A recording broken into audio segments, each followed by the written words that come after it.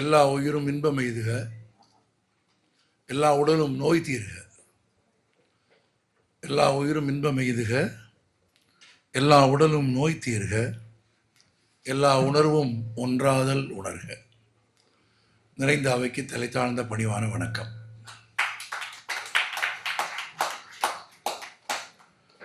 இரண்டு ஆண்டுகளாகவே காவிரி மைந்தன் என்னை விரட்டி கொண்டே இருந்தார். நான் தப்பிக்கவில்லை.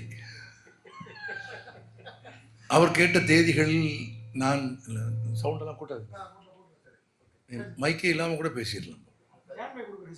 வேணாம், நான் பாட்டு பாடுறது இல்லை. குறைங்க, பேஸ் குறைங்க, குறைங்க குறைங்க குறைங்க. அவர் 2 ஆண்டுகளாக விரட்டி கொண்டே இருந்தார். நான் தப்பித்தெல்லாம் ஓடவில்லை. அவர் கேட்ட தேதிகளும் எனக்கான தேதிகளும் இசைவாக இல்லாமல் தள்ளி போய்கொண்டே இருந்தது. என்ன இப்படி இந்த மனிதர் கேட்கிற போதெல்லாம் நாம் போக முடிவதில்லையே என்று நான் நினைத்தது போலவே அவரும் நினைத்திருப்பார். நம்ம கூப்பிட்றப்பெல்லாம் ஏன் வர மாட்டேங்கிறாங்க அவர் நினைப்பார். எனக்கு தெரியும், அப்படி ஆழ்த்தான. இந்த முறையும் அப்படி நடந்தது. அவர் நேற்று தேதி கேட்டார், 26ஆம் தேதி. நேற்று 26 தானே, 25, 26 கேட்டார். நான் 25 ஓசூரில் இருந்தேன், 26 சென்னையிலேயே வேறொரு நிகழ்ச்சியில் இருந்தேன்.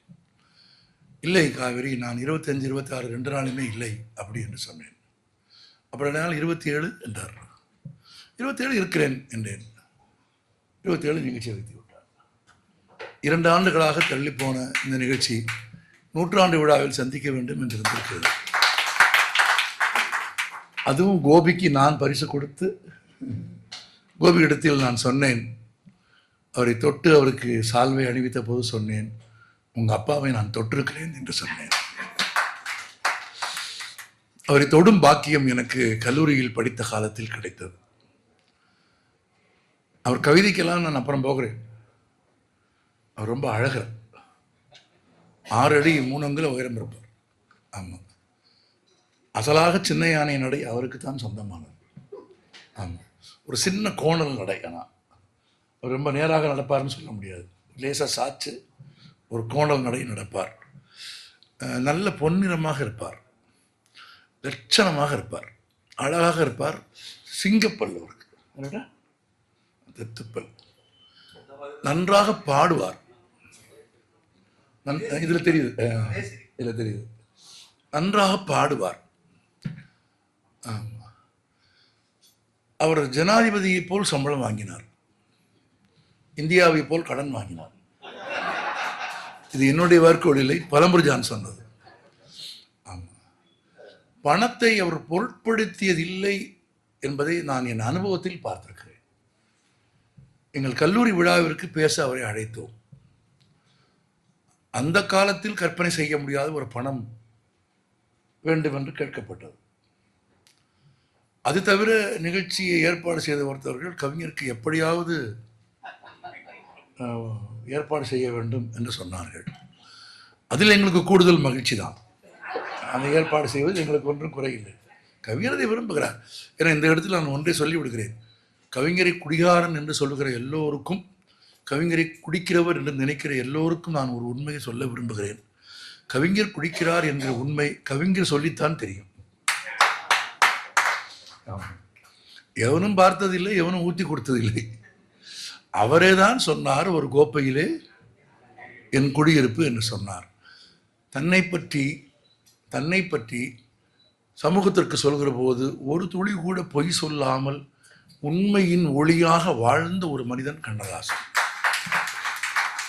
அவருக்கு பெண்களோடு தொடர்பு இருந்ததா? ஆம், இருந்தது. ஒரு கோலமையில் என் துணை இருப்பு. ஆமாம், நான் பெண்ணோடு இருப்பேனா இருப்பேன், குடிப்பேனா குடிப்பேன். ஆனால் பலருக்கு தெரியாத ஒரு உண்மை, பாட்டு எழுதும் போது கவிஞர் குடிக்க மாட்டார். பாட்டு எழுதி முடித்ததற்கு பிறகுதான் குடிக்க ஆரம்பிப்பார். அவர் வேலை முடிந்ததற்கு பிறகு வாங்கிய சம்பளத்தில் குடித்தாரே தவிர, அவர் வேலை முடிந்ததற்கு பிறகு செய்த வேலைக்கு அவர் வாங்கிய சம்பளத்தில் அவர் மகிழ்ச்சியாக இருந்தாரே தவிர பிறர் பணத்தில் அவர் குடித்தது இல்லை. இன்னும் சொல்ல போனால் கவிதை எழுதுகிற போது, பாட்டு எழுதுகிற போது மது அருந்த மாட்டார் என்பது மட்டுமல்ல, காலில் செருப்பு கூட கவிஞர் போட்டுக்கொள்ள மாட்டார். செருப்பை கழற்றி விட்டு தான் எழுதுவார். சரஸ்வதி வந்து இறங்குற போது காலில் செருப்பு இருக்கக்கூடாது என்று சொல்லுகிற பழக்கம் அவருக்கு இருந்தது. புகைப்பிடிப்பார். ஆமாம் ஆமாம், புகைப்பிடித்து கொண்டே பாடல் சரணங்கள் சொல்லிக்கொண்டே இருப்பார். அவர் அதிகமாக கைப்பட எழுதிய கவிதைகள் ரொம்ப குறைவு. தன் கைப்படவே அவர் எழுதிய கவிதைகள் ரொம்ப குறைவு. எல்லாம் ஏனென்றால் அவர் சிந்திக்கிற வேகத்திற்கு கை வேலை செய்யாது என்பதால் எழுதுவதற்கு 2 பேர் 3 பேரை வைத்துக் கொண்டு அவர் சொல்லிக்கொண்டே இருப்பார். நான் கல்லூரியில் படிக்கிற காலத்தில் அந்த நிகழ்ச்சி அழைத்தோம். பெருந்தொகை கேட்டிருந்தார்கள், எல்லாம் ஒப்புக்கொண்டோம். நிகழ்ச்சி முடிந்து அவர் தங்கியிருந்த விடுதிக்கு போய் அவருக்கு விருப்பமான மது பாட்டில்களை அவருக்கு பரிசளித்தோம். அவ்வளோ சந்தோஷம் அவருக்கு. ஆமாம், அது கொண்டாட்டமா. அது ஒரு மறைக்கெல்லாம் இல்லை, ஒழிக்கெல்லாம் இல்லை, அது வச்சுட்டு போ, அந்த செருக்கெல்லாம் இல்லை, வாங்கி அப்படி ஒரு குழந்தையை கையில் வாங்குவது மாதிரி. ஆமாம், அந்த அழகெல்லாம் ஒரு கவிஞனுக்கு தான் வரும். சாதாரணமாக இது நான் சொல்கிற விஷயங்கள்லாம் நீங்கள் அப்புறமா யோசிச்சு பார்த்தா தெரியும். ஆமாம், ஒரு குழந்தைய கையில் வாங்குற மாதிரி அப்படி வாங்கி பார்த்தார். பணம் வேண்டாம் இல்லையா, பணம் உங்களுக்கு கொடுத்துரு, வேணாம் இது போதும் அப்படின்ட்டார். இல்லை நீங்கள் பணம் கேட்டேன், வேண்டாம் இது போதும், நீங்கள் போங்க, முடிஞ்சிச்சு, அவ்வளோதான். பணம் திரும்ப வந்துடுச்சு. ஆமாம், பணமெல்லாம் அவருக்கு ஒரு பொருட்டே இல்லை. இன்னும் சொல்ல போனால் விருதுகள் கூட அவருக்கு ஒரு பொருட்டு இல்லை. இது இந்த சமூகத்தில் ரொம்ப தெரிந்து கொள்ள வேண்டிய ரொம்ப விஷயம். ஏன்னா அது ரொம்ப முக்கியமாக நான் சொல்ல விரும்புகிறேன். தமிழக அரசு எனக்கு கொடுக்காத கலைமாமணி விருதை எனக்கு கொடுத்தது காவிரி மைந்தன் தான். அழைப்புதழில் கலைமாமணின்னு போட்ட ஒன்று எனக்கு பதட்டமாயிடுச்சு.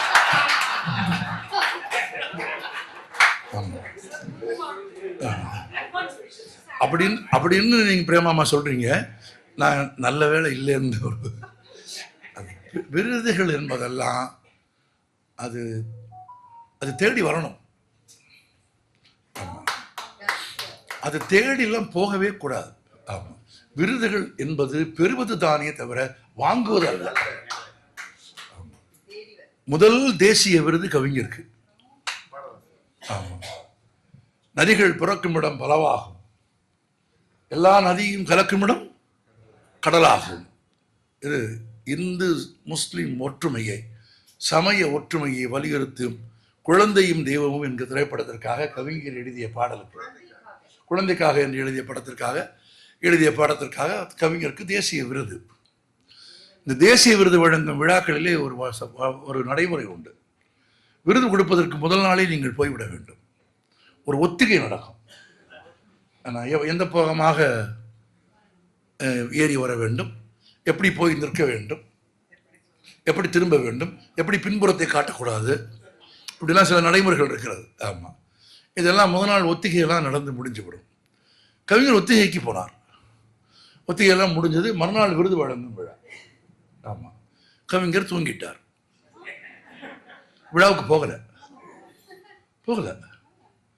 தேசிய விருது கவிஞர் போகல. அப்புறமா எந்திரிச்சு போலாமா ஐயா அப்படின்னு கேட்குறாரு. எங்கண்ணே அப்படின்னு கூட இருக்கிறவங்க கேட்குறாங்க. விருது வாங்குறதுக்கு. அண்ணே விழா முடிஞ்சிருச்சுண்ணே அப்படின்னு. நீங்கள் கொஞ்சம் அவங்கவுங்க தனிப்பட்ட முறையில் பர்சனலாக யோசிச்சுக்கோங்க. நம்ம இவங்க யாரோ போயிட்டார் நினைக்கிறேன். நீங்கள் தான் சொன்னீங்க படிக்கும்போது எப்படி படிக்கிறோம், எப்படி ஒர்க் பண்ணுறோம்லாம் கேட்டால். எப்போவுமே ஒருத்தரை பற்றி பேசும்போது அந்த இடத்துல நம்ம இருந்தால் என்ன செய்வோம்னு யோசிச்சு பார்க்கணும். அப்படி வச்சு பார்த்தா தான் அவங்க உயரமே நமக்கு தெரியும். இப்போ உதாரணமாக இந்த அரங்கத்தில் நான் உள்பட ஒரு தேசிய விருதுன்னா 4 நாள் தூங்க மாட்டோம். நம்ம விருது வாங்குறதுக்கு ஒரு 2 மணி நேரத்துக்கு முன்னாலே போய் அங்கே உட்காந்துருவோம். ஒரு 50-500 சொந்தக்காரனுக்காவது அவன் வயிறு இருந்தாலும் பரவாயில்லைன்னு அது சொல்லி விட்டுருவோம். அப்புறம் திரும்பி வந்ததுக்கு பிறகு அதுக்கு ஒரு 2 விழா ஆமா, விருது பெற்றதுக்கு அது ஒரு விழா. எப்படினாலும் அதை எப்படிலாம் கொண்டாடணுமோ எப்படிலாம் கொண்டாடணும். ஆனால் ஒரு மனுஷன் தூங்கி எந்திரிக்கிறார். என்ன போகலாமா? எங்க விருது வாங்க, விழா முடிஞ்சிருச்சுங்க. அப்படியா? தூங்கிட்டேனா? ஆமான்னு கொடுத்து விட சொல்லு. அவ்வளோதான்.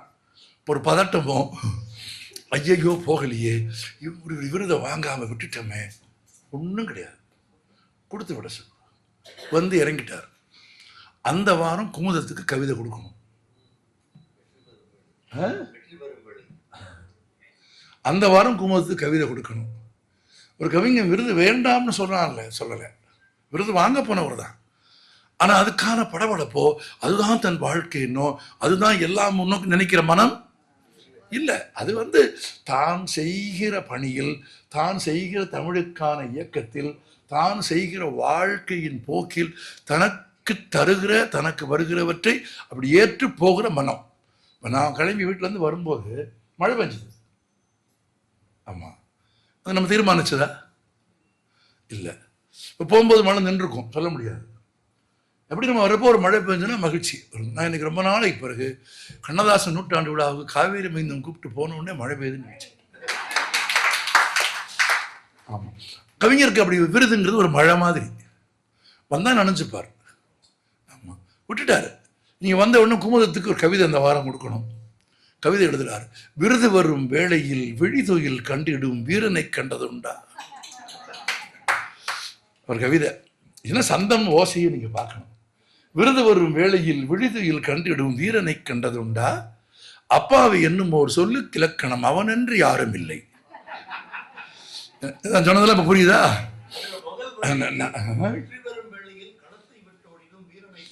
ஆமா, வெற்றி வரும் வேளையில் தொடங்குகிறது. விருது வரும் வேளையில் விடுதொயில் கண்டிடும் வீரனை கண்டதுண்டா? அப்பாவை என்னும் ஒரு சொல்லுக்கு இலக்கணம் அவனென்று யாரும் இல்லை. அடுத்த வரி ரொம்ப முக்கியம். ஆனாலும் இந்நாளில் அவனையும் மீறவோர் அறிஞன் பிறக்கவில்லை. அதான் கண்ணதாசன். விருது வரும் வேளையில் விடுதொயில் கண்டிடும் வீரனை கண்டதுண்டா? அப்பாவை என்னும் ஒரு சொல்லுக்கு இலக்கணம் அவனென்று யாரும் இல்லை. ஆனாலும் இந்நாளில் அவனையும் மீறவோர் அறிஞன் பிறக்கவில்லை. இப்போதும் போலவே எப்போதும் என்னிடம் இறங்கி வா தங்கமயிலே, இளையவன் பிறந்ததோ சிறுகூடர் பட்டியில் இளங்க மலையரசி உமையே. அப்படி விருதுகளை அப்படி கடந்து போன ஒரு கவிஞன், பெரும் செல்வத்தை பொருட்டாக கருதாத ஒரு கவிஞன், அழகியின் உச்சத்திலே நின்று பாடிய ஒரு கவிஞன். வழக்கமாக சில பேர் சொல்லுவார்கள், கண்ணதாசன் பாடலில் கம்பன் இருக்கிறான், கண்ணதாசன் பாடலில் பட்டினத்தார் இருக்கிறார், கண்ணதாசன் அங்கே இருந்து எடுத்திருக்கிறார், கண்ணதாசன் இங்கே இருந்து எடுத்திருக்கிறார் என்று அதை பகடியாகவும் எதிர்மறையாகவும் பேசுகிறவர்கள் உண்டு. நான் அவர்களுக்கெல்லாம் சேர்த்து இந்த 100ஆண்டு விழாவில் பதில் சொல்ல விரும்புகிறேன். கையாளுவதற்கும் கையாடலுக்கும் வேறுபாடு தெரிய வேண்டும். நீங்கள் அப்படி பார்த்தால் திருக்குறளுக்கு பிறகு தமிழில் எழுதப்பட்ட எல்லா இலக்கியங்களிலும் திருக்குறள் இருக்கிறது. இருக்கா? திருக்குறளை நீங்கள் படித்திருந்தாலும் படிக்காவிட்டாலும் வள்ளுவன் வந்து அமர்ந்து கொள்வான். எல்லாம் ஆண்மறை வள்ளுவன். திருக்குறள் இல்லாத ஒரு இலக்கியம் கூட இல்லை என்றால் திருக்குறளை உட்கொண்டு செரித்து உண்டு எழுதியவனெல்லாம் கையாண்டவனா கையாள்பவனா? கையாள்பவன், கையாடல் செய்தவன் இல்லை. நான் இன்னும் கூட இந்த அரங்கத்திற்கு அழகாக ஒரு உண்மை சொல்லுகிறேன். பிறந்த குழந்தைக்கு சத்தான உணவை கொடுக்க வேண்டும். அப்போது பிறந்த குழந்தை 1 மாதம் 2 மாதம் ஆகிறது. குழந்தைக்கு சோறு கொடுக்கிற போது என்ன செய்வார்கள்? அதுக்கு ஒரு விழா வைப்பார்கள் இல்லையா?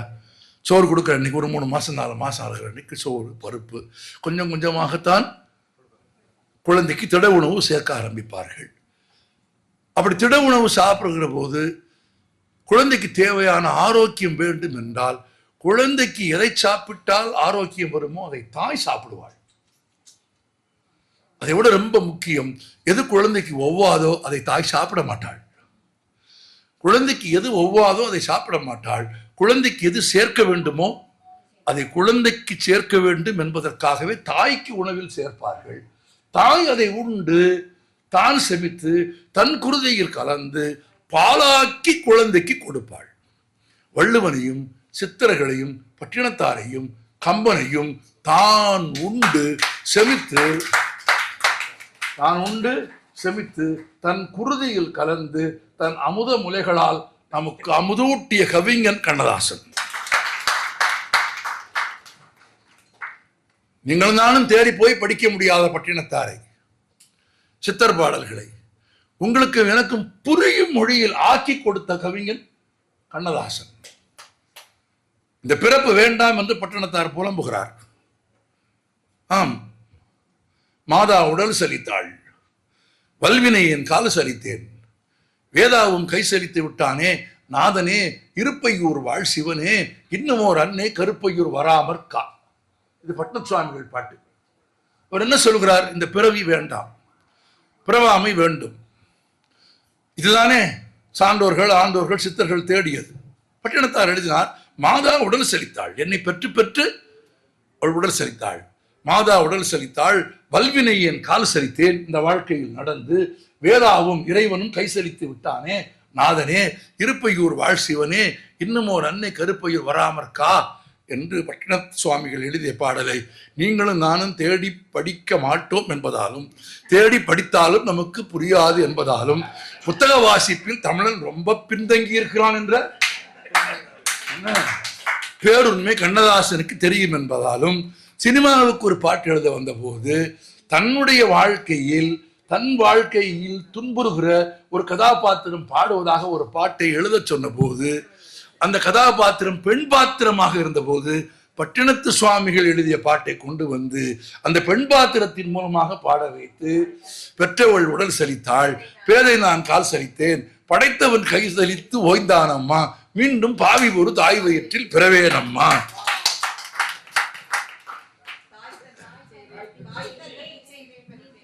அதெல்லாம் அப்புறம் நீங்க படிக்கணும். நாங்க பல்லவியில் ஆரம்பிப்போம், சரணத்தில் ஆரம்பிப்போம். இந்த ஒருத்தர் பேசிட்டு இருக்கும்போது சொன்னார், அவர் எங்க போயிட்டாருன்னு தெரியல. இல்லை எங்கிட்டு போயிட்டாங்களா? இந்த ஒரு ஊட்டிக்குறை வந்து ஒரு பாட்டு, காதல் பாட்டு, நீங்க தான் சொன்னீங்களா? எனக்கு ரொம்ப பிடிச்ச ஒரு பாட்டு, ரொம்ப ரொம்ப பிடிச்ச ஒரு பாட்டு. அவர் கொடுத்த நேர குறைவு காரணமாக அவருக்கு சுருக்கி சொன்னாரு. ஆனா எடுத்த பாட்டு அற்புதம். ஒரு வரி சொல்லிட்டு போயிட்டார், இல்லறம் சிறக்க வேண்டுமானால், ஆண் பெண்ணுக்கு இடையிலே அன்பும் காதலும் பூத்து வளர வேண்டுமானால், கல்யாணம் பண்ணி கொள்கிற புதுமண தம்பதிகளுக்கு போட்டு காட்ட வேண்டிய தமிழ்தாய் வாழ்த்து அது. ஆமா, முதலிரவுக்கு போவதற்கு முன்பு, மன வாழ்க்கையை தொடங்குவதற்கு முன்பு, காதலை தொடங்குவதற்கு முன்பு கண்ணதாசன், நீங்க வந்து நான் சொல்றேன், நகை வாங்கி கொடுங்க, ட்ரெஸ் வாங்கி கொடுங்க, கல்யாணத்துக்கு புது மாப்பிள்ளைக்கு, ஆமா புதுசா ஒரு 6 ஜட்டி கூட வாங்கிட்டோம். ஆமா, அதெல்லாம் இல்லை. நான் சொல்றேன், கண்ணதாசன் பாட்டுல இந்த சினிமா பாட்டை மட்டுமாவது அவனை கேட்டுட்டு குடும்பம் நடத்த சொல்லுங்க.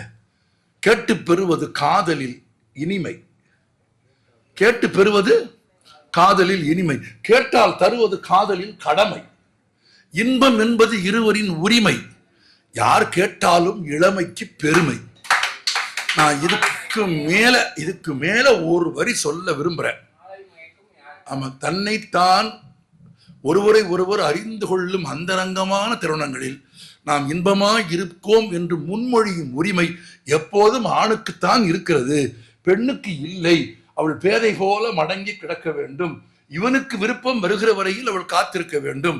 அவளுக்கு விருப்பமும் ஆசையும் இருந்தாலும் நாணத்தின் பெயரால் வெட்கத்தின் பெயரால் அவள் ஒன்றும் சொல்லாமல் அவன் சோறு போடுகிற வரையில் ஆமா காத்திருக்க வேண்டும் என்று இருக்கிற மரபான இந்த சமூகத்தில் இருக்கிற தீட்டான பழக்கத்தை உடைத்த கவிஞன் கண்ணதாசன். நீங்க இன்னும் அதை காட்சியோட சேர்த்து பார்க்கணும். ஊட்டி ஒரு படத்துல, ஆமா நான் பாடினது சரணம், பல்லவி தான், அங்கே மாலை மயக்கம் யாருக்காக. ஆமா, இந்த கீழே அப்படி KR விஜயா படுத்திருப்பாங்க, மேலே அப்படி சிவாஜி வந்து க்ளோஸ்அப் ஷாட்டு 2 ஷாட்ல அந்த கடைசி வரியில இன்பம் என்பது இருவரின் உரிமை அப்படி வருவார். யார் கேட்டாலும் இளமைக்கு பெருமை அப்படின்னு பெண் பாடுறா, அது ரொம்ப முக்கியம். யார் கேட்டாலும் நம்ம 2 பேருக்குள்ள யார் வேணா பேசிக்கலாம், யார் வேணா கேட்டுக்கலாம்னு ஆண் சொன்னா அது திரும்பவும் ஆணாதிக்கம் தானே, திரும்பவும் ஆணாதிக்கம் தானே. உனக்கு பிச்சை எடுக்கிற உரிமை இருக்குன்னு சொல்றது என்ன பெரிய அதிகாரமா? அதை பெண்ணை பாட வச்சாங்க. அங்கதான் கண்ணதாசன், அதான் கண்ணதாசன் பெண்ணை பாட வச்சான். யார் கேட்டாலும் இளமைக்கு பெருமைன்னு சொன்ன ஒரு நிமிஷம் க்ளோஸ் அப்ல சைட் ஷாட்ல நீங்க பாத்தீங்கன்னா, வீட்டுக்கு போற உள்ள யூடியூப்ல எடுத்து பாருங்க. சிவாஜி கணேசன் அதுக்கு ஒரு அப்ரூவல் கொடுப்பாரு. யார்? எங்க சிவாஜி. அப்ரூவல் எப்படி தெரியுமா கொடுப்பாரு? இப்படி சைட்ல ப்ரொஃபைல்ல சிவாஜி இருப்பாரு, இந்த புருவம் மட்டும் அப்படி மேல போயிட்டு வரும். யாரு யாரு அழ உணர்ச்சி நம்ம கூட்டினாங்க? விஸ்வநாதன், ஸ்ரீதர், கண்ணதாசன் பாடுனவங்க, எழுதுனவங்க, இவ்வளவு பேர் இருக்கிறது பெருசு இல்லை. இதை அனுபவிக்க தெரிஞ்சவங்க 5-6 பேர் இருக்கணும். அது ரொம்ப முக்கியம் இல்ல? ஆமா, அவங்க எல்லாம் செஞ்சுட்டு போனதுக்கு பிறகு அது என்ன இருக்கு அப்படின்னு தெரியாத மக்களை வச்சுட்டு எப்படி குடும்பம் நடத்துறது? ஆமா, அது தெரியணும்ல. நல்ல பொண்டாட்டி சமைச்சு போடுறதா பெரிய விஷயம். ஒரு வாய் சாப்பிட்டுட்டு சூப்பர் நல்லா இருக்கு அப்படின்னு ஒரு சுவங்கன் வேணும்ல, ஒரு காவேரி மைந்தன் வேணும்ல, ஒரு பாரதி கிருஷ்ணகுமார் வேணும்ல, இந்த ஒரு மனுஷன் வேணும்ல. இந்த இவர் ஒரு பாட்டு சொன்னாரு, கோபி, அட்டகாசமான பாட்டு, ஞான ஒளி படத்துல மமனமேடை. அவர் அந்த சொல்லடுக்குக்காக சொன்னார். பல்லவியில உரைநடையில சிறிய சொற்களை வைத்தது போலவே கவிதையிலும் சிறிய சொற்களை வைக்கிற சாமர்த்தியம், அதுவும் பல்லவியில வைப்பது ரொம்ப கடினம். அது எது கண்ணதாசனுக்கு எதுவுமே கடினம் இல்லை. ஆமா, லா லலான்னு ஒரு பேட்டியே இருக்கு. எம்.எஸ். சுசலான் சொல்லுவாரு, வெறும் லா லா லா லா லா கவிஞர் அந்த. ஆமா, அதுக்கு யாருமே எழுத முடியல. அதே படத்துக்கு அதே மெட்டுக்கு கன்னடத்துல ஒருத்தர் 7 நாள் தரையில படுத்து உருண்டிருக்காரு. ஆமா, கவிஞரை கூப்பிட்டு சொல்லிக்கோ, கவிஞர் வான் நிலா, நிலா அல்ல உன் வாலிபம் நிலா, முடிஞ்சு போச்சு. நான் பாரதி ராஜா கிட்ட அசோசியேட்டு. நான் பாரதி ராஜா கிட்ட வேலைக்கு சேர்ந்தப்போ கண்ணதாசன் இல்லை, காலமாயிட்டார். ஆமாம், ஒரு சினிமா பத்திரிகையிலேருந்து என்னை பேட்டி கொண்டாங்க. சினிமாவில் ஜாயின் பண்ணியிருக்கீங்களே, உங்களுக்கு மகிழ்ச்சியானது வருத்தமானது? எனக்கு 2 வருத்தம். ஒன்று கண்ணதாசனின் மரணம், இன்னொன்று கஜோலின் திருமணம்னு சொன்னாங்க. சினிமாவுக்கு வந்தீங்களே, உங்களுக்கு எது மகிழ்ச்சின்னு கேட்டாங்க. 2 மகிழ்ச்சி சொன்னேன். எது ரொம்ப வருத்தம்னு கேட்டாங்க. 2 வருத்தம். ஒன்று கண்ணதாசனின் மரணம், இன்னொன்று கஜோலின் திருமணம் அப்படின்னு. ஆமா, ஏன்னா டைட்டானிக் படம் பார்த்துட்டு ஒரு அசிஸ்டன்ட் டைரக்டருக்கு வந்த வாழ்வை நாங்க பார்த்தோம்ல. கேத் வின்ஸ்லெட் அசிஸ்டன்ட் டைரக்டர் தானே கல்யாணம் பண்ணிக்கிட்டாங்க. அப்ப நான் ஒரு நாள் பாரதிராஜா சார்கிட்ட பேசிட்டு இருக்கும்போது கேட்டேன், கவிஞர்கிட்ட பாட்டு எழுதின அனுபவம் என்னன்னு கேட்டேன். அது முதல் படத்துக்கு எப்படி நடந்துச்சுன்னு அவரே சொன்னார், நான் கேட்டிருக்கேன். ஆமா, பாட்டு எழுதி வாங்க போயிருக்காங்க. கவிஞர் அப்பதான் தூங்கி எந்திரிச்சிருக்காரு, காப்பி குடிச்சிட்டு ஒரு சிகரெட் குடிச்சிட்டு இருக்காரு. கதை கேட்கிறாரு. எங்க இயக்குனர் கதை சொல்றாரு. எங்க இயக்குனர் சொன்னது, நான் சொல்லலை, எங்க இயக்குனர் சொன்னார். கதை கேட்டு முடிச்ச உடனே, நல்லா இருக்கப்பா, நல்லா வருவேன். கவிவாக்கு பாருங்க, நன்றாக அதை நினைவில் வைத்துக் கொள்ளுங்கள். கவிவாக்கு பொய்க்கும், கருணாக்கு கருணாக்கு பொய்க்கும், கவிவாக்கு பொய்க்கா, நல்லா வருவேன். இளையராஜா உட்காந்துருக்காரு. ஆமா, இப்போ பாட்டு போடணும், சீன் சொல்றாங்க. சீன் சொன்ன இளையராஜா மியூசிக் போடுறாரு. ரொம்ப நீளமான ஒரு பல்லவிக்கான ஒரு இசை. ஆமா, வாசிச்சு முடிக்கிறார். இன்னும் கவிஞர் திரும்ப வாசி அப்படிங்கிறார்.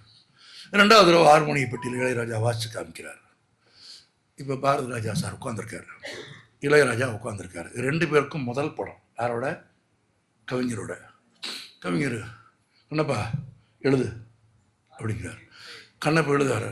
ஆட்டுக்குட்டி முட்டையிட்டு கோழி குஞ்சு வந்தது என்ன, யானை குஞ்சு கேட்டது என்ன, கதையில் சாமி காணுது பூமி.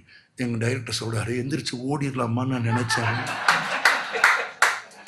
எங்கள் டைரக்டர் சொன்னார், எந்திரிச்சு ஓடிடலாமான்னு நினச்சேன், பெரிய கவிஞன்னு சொன்னாங்க, கவிதையவே காணமே, இந்த ஆள் பேசிக்கிட்டே இருக்கிறானே அப்படின்னு நினச்சேன். எனக்கு மேலே முழிக்கிறான் இளையராஜா. அவன் என்னையே பார்க்குறான், நான் அவனை பார்க்குறேன். அவர் மடமடன்னு எங்களை அவர் பொருட்படுத்தவே இல்லை. சொல்லி முடிச்சுட்டு வாசி அப்படின்னா வாசிக்கும் போது தான் இளையராஜா திகச்சிட்டான். இந்த இசையை மனசில் வாங்கி உள்ள வாங்கி அது இசையாக பாடுகிற போது அந்த சொற்கள் எப்படி வருமோ அதை கவிதையாக மனசுக்குள்ள நெஞ்சு துணியா கொடுத்தாங்க கண்ணதாசன். எங்கிட்ட சொன்னார், நாங்கள் கட்டிக்கிட்டோம்னு சொன்னார். அப்படி துணி மாதிரி நெஞ்சு அப்படி தூக்கி கண்ணதாசன் போட்டாயா. போட்டு பார்த்தா அந்த மியூசிக்கில் ஒரு இடத்துல கூட ஒரு வார்த்தை கூட மிகாம, ஒரு தமிழில் தான் இந்த மாத்திரை உண்டு, வேற எந்த மொழியிலையும் கிடையாது. ஆமாம், கால் மாத்திரை அரை மாத்திரை ஒரு மாத்திரை இல்லை, கால் மாத்திரை கூட மிகாமல் அந்த இசை கோர்வைக்கு ஏற்றது மாதிரி ஆட்டுக்குட்டி முட்டை இட்டு அப்படி இளையராஜா திரும்ப ஒரு பாடி பார்த்தா அப்படியே கச்சிதமாக உட்காருதா. அடுத்தடுத்த பாட்டு அதிகபட்சமாக போனால் 3/4 மணி நேரத்துக்குள்ள 3 பாட்டு எழுதி முடிச்சுட்டு காசு கேட்டாரு. அவர் கேட்ட காசு எங்ககிட்ட இல்லை, இது ரொம்ப முக்கியம்.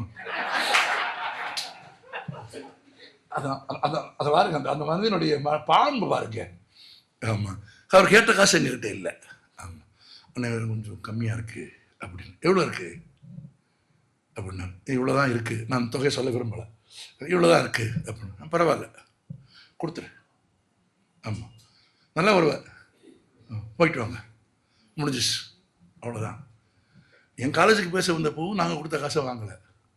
எங்கள் டைரக்டர் முதல்ல படம், அது அரும்பாடுபட்டு எடுத்த படம், காசு இப்படி புரட்டி எடுத்த படம், ஃபிலிமே இல்லாமல் ஷூட் பண்ண படம் அது. அந்த கதை தனியாக இருக்காது, இங்கே பேச முடியாது. ஆமாம், கமலஹாசனும் ஸ்ரீதேவியும் தேதி கொடுத்துட்டாங்க, இங்கேருந்து ஃபிலிம் ரோல் வரணும், ஃபிலிம் ரோல் டெய்லி வரும். ஆமாம், வந்ததுக்கு பிறகு போட்டு தான் எடுப்பாங்க.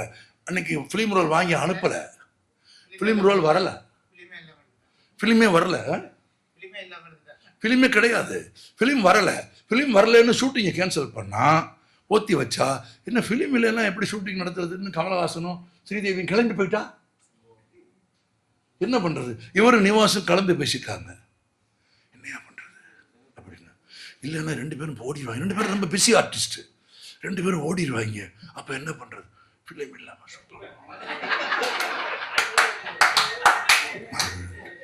காலையிலிருந்து மத்தியானம் வரைக்கும் ஃபிலிம் எப்போ வருது? மத்தியானம் தான் வருது. காலையிலேருந்து மத்தியானம் வரைக்கும் ஃபிலிம் இல்லாமலே ஆக்ஷன் அப்படின்னு. அவங்களுக்கு வந்து சின்ன ஒரு லைட் ஒன்று எரியும் அதில். இந்த ஆமாம், அதை கவனிக்காமல் அவங்களும் நடித்து முடிச்சுட்டாங்க.